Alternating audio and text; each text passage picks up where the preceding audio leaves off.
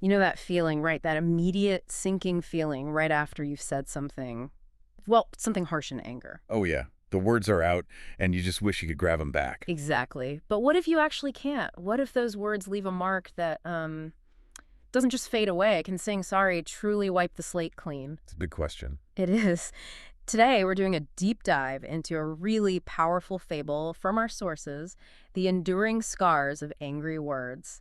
It sheds some surprising light on just how lasting our words can be. It's a beautiful little story, actually. And it kind of gets at this idea that apologies, while crucial, might not be the complete fix we often think they are. There's Yeah. something deeper. Let's get into it then. The story centers on a family, a man, his wife, and their young son.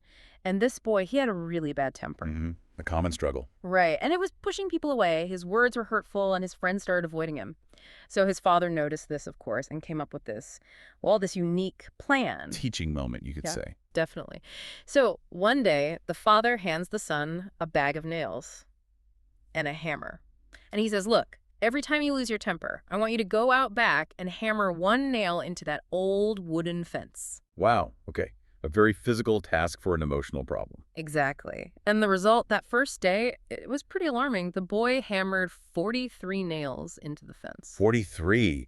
That's a lot of anger visually represented right It there. really is. Just imagine seeing that. Yeah, and that's the genius of it, isn't it? It takes this, internal feeling anger and makes it totally concrete, visible. He couldn't ignore 43 nails staring back at him. No way. It made him see the scale of it. And interestingly, over the next few weeks, the number of nails started going down, fewer each day. Because hammering nails is hard work. Well, yeah, partly, but the story says he found it easier to just hold his temper than to go through the effort of hammering another nail. He was learning control. Ah, so the task itself became a deterrent, reinforcing the self-control. Right. And then, eventually, this great day arrived. He didn't lose his temper even once. Not a single nail. He was so proud, ran straight to his I father. bet. A real breakthrough. Huge. But the father wasn't done. He had the next step ready. He said, okay, now for every day that you manage to keep your temper completely under control, you can go pull out one nail. Okay. Reversing the process. Exactly. So day by day, week by week, the boy worked at it, pulling out those nails as he maintained his control.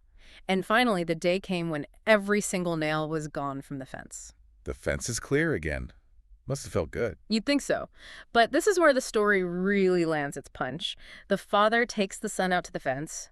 Picture them standing there looking at it. Okay. And the father says something like, you've done really well, son. I'm proud of you. But then he points. He says, look at the holes in the fence. It's never going to be the same, is it? Oof. Yeah. He goes on, when you say things in anger, it leaves a scar, just like these holes. And it doesn't matter how many times you say you're sorry. The wound is still there. Wow. That is powerful imagery. The holes remain. Right. It just hits you. It really does. Yeah. Because it highlights this truth that apologies are vital. Absolutely. We need them for repair, for acknowledging harm. But they don't necessarily, erase the original wound. They don't fill the holes back in. Exactly. No. The memory, the hurt, the shift in trust, maybe, that can linger. What's so interesting here is how it subtly pushes us towards thinking about prevention, mindfulness before we speak, not just damage control after. So thinking about that, what's the big takeaway here for you listening? Hmm. We regret angry words, sure, but the marks they leave, they're like those holes, permanent in a way. Even a sincere apology doesn't always make it as if it never happened. It's a heavy thought, really, the weight our words carry, the permanence. And it connects to that broader question, doesn't it? If we really internalize this idea that our words can leave lasting marks, how does that change how we interact every single day? Yeah, how does it change things? It encourages maybe a greater sense of responsibility, empathy, thinking a bit more before we lash out. Definitely something to think about. So here's a final thought for you. How might things shift if we started treating our words like they could actually leave physical, visible marks on the world, on the people around us? How would that change the way you speak?